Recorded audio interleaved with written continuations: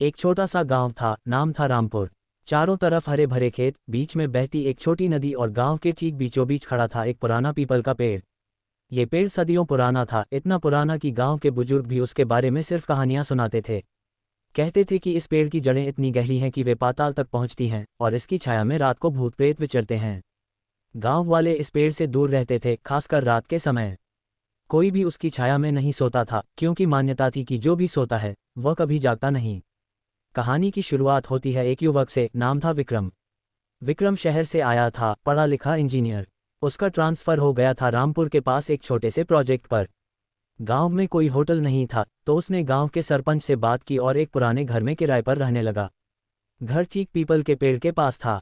सरपंच ने उसे चेतावनी दी, बेटा रात को उस पेड़ के नीचे मत जाना, वहाँ कुछ अच्छा नहीं है। विक्रम हंसा, अंकल ये सब अंधविश्वास हैं, मैं वैज्ञानिक हूँ, भूत प्रेत में विश्वास नहीं करता। पहली रात विक्रम घर में अकेला था। बाहर हवा चल रही थी, पीपल की पत्तियां सरसराती हुई आवाजें कर रही थीं। वह बिस्तर पर लेटा किताब पढ़ रहा था। अचानक उसे लगा जैसे कोई खिड़की पर दस्तक दे रहा है। वह उठा, खिड़की खोली, लेकिन बाहर कुछ नहीं था, सिर्फ पीपल का पेड़ हवा में झूम रहा था। वह वापस लेट गया, लेकिन नींद नहीं आ रही थी। रात के करीब 2 बजे उसे लगा जैसे कोई फुसफुसा रहा है। आवाज इतनी धीमी थी कि शब्द समझ नहीं आ रहे थे, लेकिन ऐसा लग रहा था जैसे कोई नाम पुकार रहा हो, विक्र विक्र। वह डर गया, लेकिन खुद को समझाया कि हवा की आवाज होगी। अगले दिन सुबह विक्रम गांव में घूमने निकला। वह पीपल के पेड़ के पास पहुंचा। दिन के उजाले में पेड़ सामान्य लग रहा था, लेकिन उसकी जड़ों में कुछ अजीब था। जड़ें उभरी हुईं, जैसे किसी ने उन्हें खोदकर बाहर निकाला हो। एक बूढ़ा आदमी वहां बैठा था, नाम था रामदास। विक्रम ने पूछा, बाबा इस पेड़ के बारे में क्या कहानी है? रामदास ने गहरी सांस ली, बेटा ये पेड़ अभिशापित है। 100 साल पहले यहाँ एक औरत थी, नाम था सरिता। वह गांव के जमींदार की पत्नी थी। जमींदार क्रूर था, उसने सरिता को मार डाला और इसी पेड़ के नीचे दफना दिया। तब से सरिता की आत्मा यहाँ भटकती है। जो भी रात को उसकी छाया में जाता है वह उसे अपने साथ ले जाती है। विक्रम को कहानी रोचक लगी, लेकिन वह विश्वास नहीं कर पाया। शाम को वह घर लौटा। रात हुई, फिर वही आवाजें। इस बार आवाज साफ थी, मुझे न्याय दो, न्याय। विक्रम का दिल तेज धड़कने लगा। वह बाहर निकला, टॉर्च जलाकर पेड़ की तरफ गया। पेड़ की छाया लंबी हो रही थी, जैसे कोई हाथ फैला रहा हो। अचानक हवा तेज हुई और पत्तियां गिरने लगीं। विक्रम ने देखा, एक सफ़ेद साड़ी वाली औरत की परछाई पेड़ के तने पर। वह डर से पीछे हटा, लेकिन पैर फिसला और वह गिर पड़ा। जब उठा तो सब शांत था। वह घर भागा और दरवाजा बंद कर लिया। अगली सुबह विक्रम ने फैसला किया कि वह इस रहस्य को सुलझाएगा। वह गांव के पुस्तकालय गया, पुरानी किताबें देखीं। वहां एक डायरी मिली, जमींदार की। उसमें लिखा था कि सरिता निर्दोष थी, लेकिन जमींदार ने उसे संपत्ति के लालच में मार दिया। विक्रम को लगा कि शायद कोई गांव वाला मजाक कर रहा है। शाम को वह फिर पेड़ के पास गया, कैमरा लगाया। रात को कैमरा चेक किया, लेकिन कुछ नहीं मिला, सिर्फ एक फ्रेम में धुंधली सी छवि। दिन बीतते गए, विक्रम को अब सपने आने लगे। सपनों में सरिता आती, रोती हुई। वह कहती, मेरी हड्डियां ढूंढो, न्याय दो। विक्रम पागल होने लगा। वह रामदास से मिला, बाबा क्या करना चाहिए? रामदास बोले, पेड़ की जड़ें खोदो, लेकिन अकेले मत करना। विक्रम ने कुछ मजदूरों को बुलाया, लेकिन वे मना कर दिए, हम नहीं छुएंगे ये पेड़। आखिर विक्रम ने खुद ही खोदना शुरू किया। दिन में थोड़ा थोड़ा। एक दिन उसे कुछ मिला, एक हड्डी। वह डर गया, पुलिस को बुलाया। पुलिस आई, जांच शुरू हुई, लेकिन रात को फिर वही।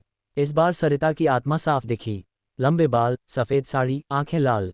वह विक्रम के पास आई, तुमने शुरू किया है, अब खत्म करो। विक्रम चीखा और बेहोश हो गया। सुबह जब जागा तो उसके शरीर पर निशान थे, जैसे किसी ने पकड़ा हो। अब वह विश्वास करने लगा।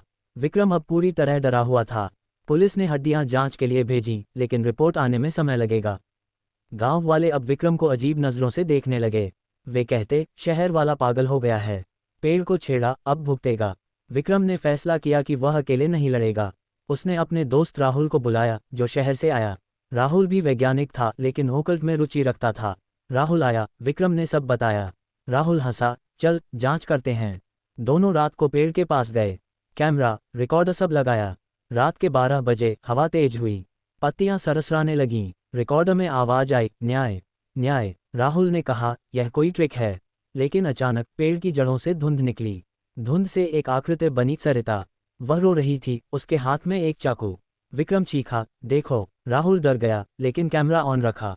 सरिता ने कहा, जमींदार का खून, मेरी हत्या, फिर गायब हो गई। सुबह दोनों ने वीडियो देखा, साफ दिख रही थी। अब वे विश्वास करने लगे। राहुल ने कहा, हमें पुरानी फाइल्स ढूंढनी होंगी। वे गांव के पुराने रिकॉर्ड्स में गए। वहां पता चला कि जमींदार का बेटा अभी जिंदा है, शहर में रहता है। नाम था हरिशंकर। विक्रम ने हरिशंकर को फोन किया, मिलने बुलाया। हरिशंकर आया, लेकिन डरा हुआ। मुझे मत फंसाओ, मेरे पिता ने गलती की, लेकिन मैं निर्दोष हूँ। विक्रम ने पूछा, सरिता की हड्डियां कहाँ हैं?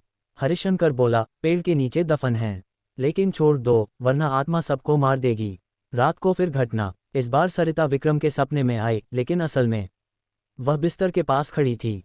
विक्रम जागा, चीखा। सरिता ने कहा, हरिशंकर झूठ बोल रहा है, उसने मेरी संपत्ति हड़पी। विक्रम ने राहुल को बताया। दोनों ने प्लान बनाया, पेड़ की जड़ें पूरी खोदेंगे।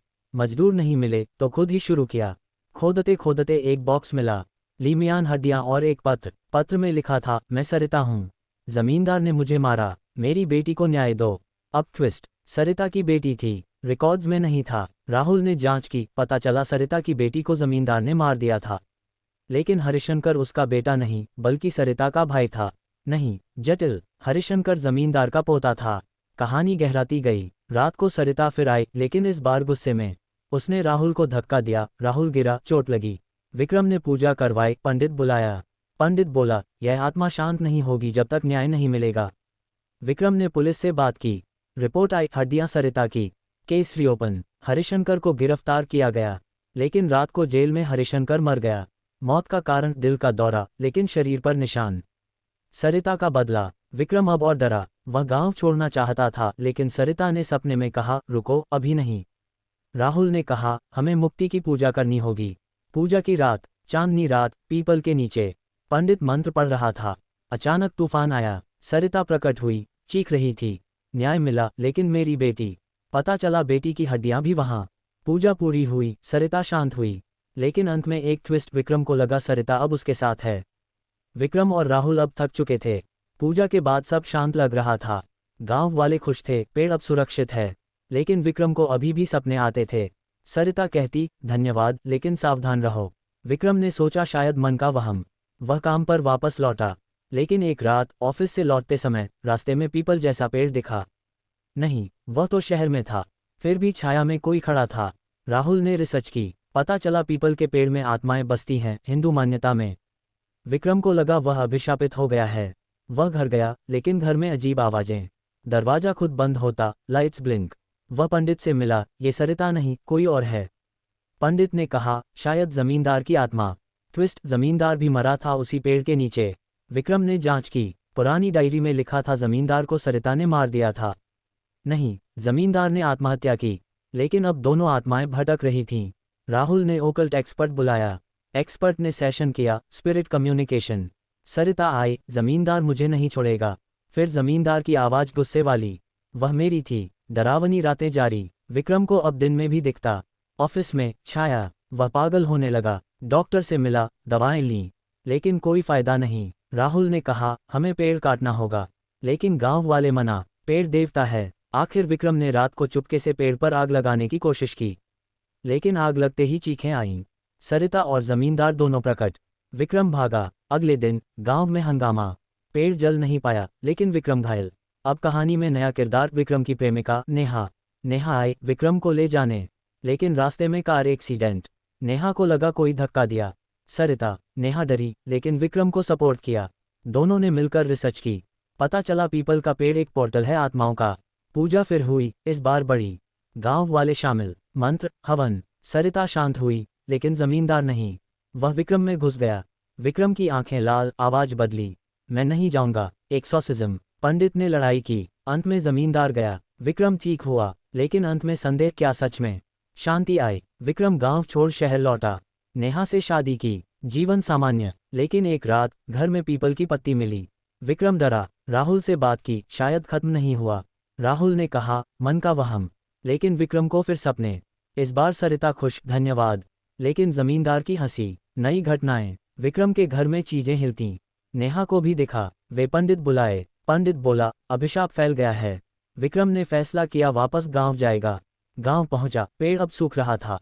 रामदास बोला, पेड़ मर रहा है, आत्माएं जा रही हैं। रात को अंतिम पूजा। विक्रम अकेला पेड़ के नीचे। सरिता आए, अलविदा। जमींदार लड़ा, लेकिन हार गया। पेड़ गिरा। सुबह गांव वाले खुश। विक्रम ठीक, लेकिन कहानी का अंत। विक्रम के बच्चे को पीपल पसंद। क्या अभिशाप जारी। विक्रम अब खुश, लेकिन कभी कभी रात को आवाजें। वह सोचता, क्या सच में खत्म। कहानी में मोरल अंधविश्वास नहीं, लेकिन कुछ रहस्य अनसुलझे। गांव में नया पेड़ उगा, लेकिन कोई डर नहीं। विक्रम की जिंदगी आगे बढ़ी, लेकिन अंत में ट्विस्ट। नेहा के सपने में सरिता। सुरक्षा करो, क्या नई पीढ़ी।